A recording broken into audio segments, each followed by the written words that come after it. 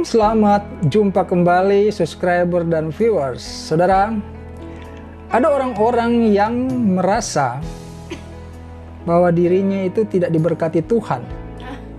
Bahkan lebih ekstrim lagi, mereka mengatakan mereka tidak diberkati Tuhan. Dan bahkan juga ada yang menuding bahwa ada orang-orang tertentu yang tidak diberkati Tuhan. Ya.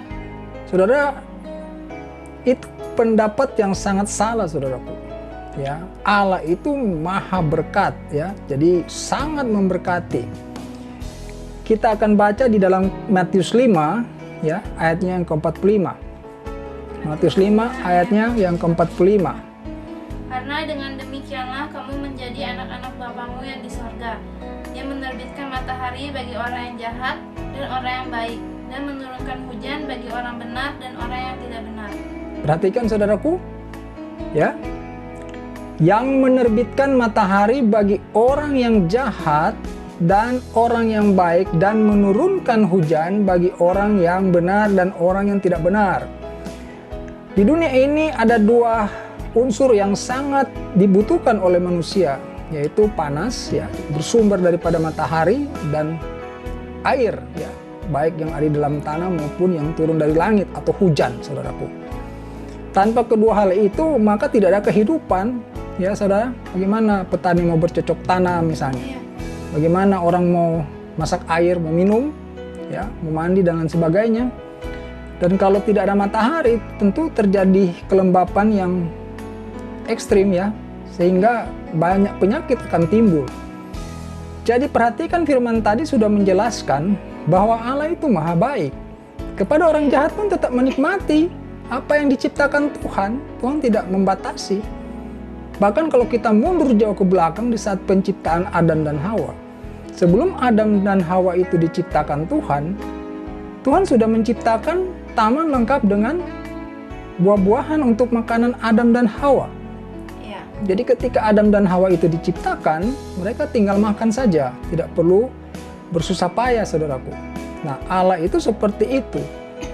Maka kita yang hari ini, ya, beriman kepada Yesus Kristus, itu sesungguhnya telah juga menerima berkat itu. Artinya Yesus sudah menyediakan hal-hal yang baik bagi kehidupan kita.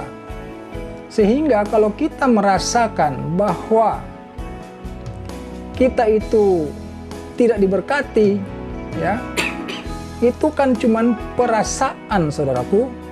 Perasaan, ya. Terus bagaimana? Apa masalahnya gitu, saudaraku? Kenapa kita itu sampai bisa merasa tidak diberkati? Saudara harus tahu bahwa Tuhan itu juga memberkati orang, ya, tidak memberkati dengan secara sembrono, saudaraku. Karena berkat Tuhan itu termasuk di dalamnya itu mengandung didikan, ya, mengandung didikan. Karena tujuan Yesus untuk maksud saya tujuan Yesus mati di kayu salib itu adalah untuk keselamatan kita, ya. Kedatangan Yesus ke dalam dunia ini bukan untuk membuat kita kaya raya atau membuat kita hidup nyaman, ya. Kenyamanan manusia itu harus dapat mengacu kepada kebenaran firman Tuhan. Tidak bisa kita nyaman-nyaman sesuai dengan mau-maunya kita, saudaraku. Ya, Tuhan sudah menciptakan kenyamanan sejak diciptakan manusia pertama. Jadi manusia hari ini kalau ada yang tidak mengalami kenyamanan, kecukupan di dalam hidup, pasti ada yang salah dalam relasinya dengan Tuhan. Hubungannya dengan Tuhan. Kalau kita bahkan merasa tidak diberkati Tuhan, berarti kita tidak mengenal Tuhan. Iya. Iya, sebenarnya seperti itu. Ya, Mazmur 127 ayat 2, sana dibilang begini. Sia-sialah kamu bangun pagi-pagi dan duduk-duduk sampai jauh malam dan makan roti yang diperoleh dengan susah payah, sebab ia memberikannya kepada yang dicintainya pada waktu tidur. Saudara bisa bayangkan, tidur saja kita diberkati sebenarnya. Tetapi masalahnya, apakah kita percaya? Iya. Ya, saudaraku, percaya atau tidak, saudara? Firman Tuhan itu mengandung kuasa. Firman Tuhan itu ada 3 bagian. Ya, yang pertama kita kategorikan ini bukan secara urutan, tapi saya menyebutkan 3 itu adalah mengenai larangan. Kemudian ada berkat dan ada perintah. Ada 3 model daripada firman Tuhan itu. Ada larangan, ya, jangan membunuh, jangan berzina dan seterusnya. Jangan cinta uang dan seterusnya. Ada berkat, janji berkat juga ada kan? Iya. Nah, kemudian ada perintah. Misalnya, pergilah, jadikanlah seluruh bangsa muridku. Itu kan perintah. Nah, persoalannya sekarang, orang yang diberkati adalah orang yang percaya kepada firman Tuhan. Yang disebut orang yang percaya kepada firman Tuhan, itu adalah orang yang melakukan perintah firman Tuhan. Kalau saudara tidak melakukan apa yang diperintahkan oleh Tuhan, berarti saudara bukan seorang yang mengimani, ya, Tuhan itu. Orang yang mengimani firman Tuhan itu adalah orang yang melakukan. Sekali lagi saudaraku, orang yang melakukan. Bukti orang itu mengimani firman itu adalah dia melakukan. Ya. Jangan kamu khawatir dengan apa yang hendak kau makan, hendak kau pakai. Percaya nggak saudara mengenai itu? Kalau saudara lakukan, ya tentu saja saudara akan menerima apa yang menjadi bagian daripada saudara. Ya, karena saya katakan tadi, berkat itu sudah tersedia. Ketika kita taat, kita melakukan perintah firman Tuhan, maka berkat itu adalah menjadi hak kita. Tuhan tidak pelit kok, ya. Kan sudah dibilang tadi, orang jahat pun diberkati kok. Ya, tidak pelit. Bedanya di mana antara orang yang tidak beriman kepada Yesus dengan orang yang beriman? Bedanya di mana berkatnya? Ya.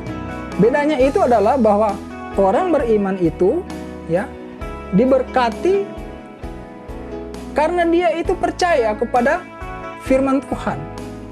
Dan saudara tahu, firman Tuhan itu membawa kepada keselamatan. Iya. Ya, sekali lagi, orang yang percaya kepada Tuhan itu diberkati, ya, percaya kepada Yesus itu diberkati karena dia percaya kepada firman. Dan firman itu membawa kita kepada keselamatan. Makanya ada firman Tuhan mengatakan, untuk apa engkau memiliki seluruh dunia ini kalau nyawamu, ya, tidak selamat, jiwamu tidak selamat. Iya kan? Sebagai penutup ada di Ibrani 13 ayat 5. Janganlah kamu menjadi hamba uang dan cukupkanlah dirimu dengan apa yang ada padamu. Karena Allah telah berfirman, perhatikan ini, aku sekali-kali tidak akan membiarkan engkau dan aku sekali-kali tidak akan meninggalkan engkau. Apakah itu tidak cukup, saudaraku? Ini perlindungan penuh loh, yang mengatakan Allah. Ya, aku sekali-kali tidak akan membiarkan engkau. Tidak akan, sekali-kali. Artinya sekejap pun tidak. Ya, tidak akan membiarkan engkau. Dan aku sekali-kali tidak akan meninggalkan engkau. Ini adalah persoalan saudara mau percaya atau tidak. Kalau saudara seorang yang percaya kepada firman Tuhan, sekecil apapun berkat itu, pasti saudara syukuri.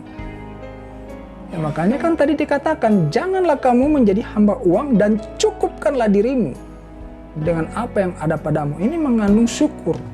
Saudara sudah bisa mendapatkan sedikit, ya, syukurilah.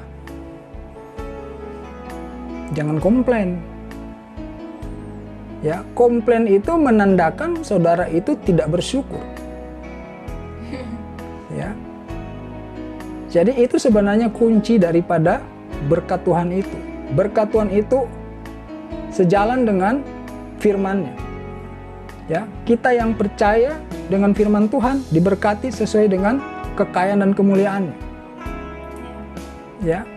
Kadang-kala kita memang harus bersabar, tetapi kesabaran itu juga ada maksud daripada Tuhan. Ya, supaya kita imannya itu semakin kuat, semakin tumbuh. Ya, Tuhan mendidik kita untuk menjadi orang-orang hidup di dalam kebenaran. Saudaraku, ingat baik-baik Ibrani 13 ayat 5 tadi. Ya, aku sekali-kali tidak akan membiarkan engkau dan aku sekali-kali tidak akan meninggalkan engkau. Jadi fokus kepada melakukan perintah firman Tuhan. Terima kasih sudah mendengarkan renungan ini. Kita ketemu pada renungan yang lainnya. Haleluya. Amin.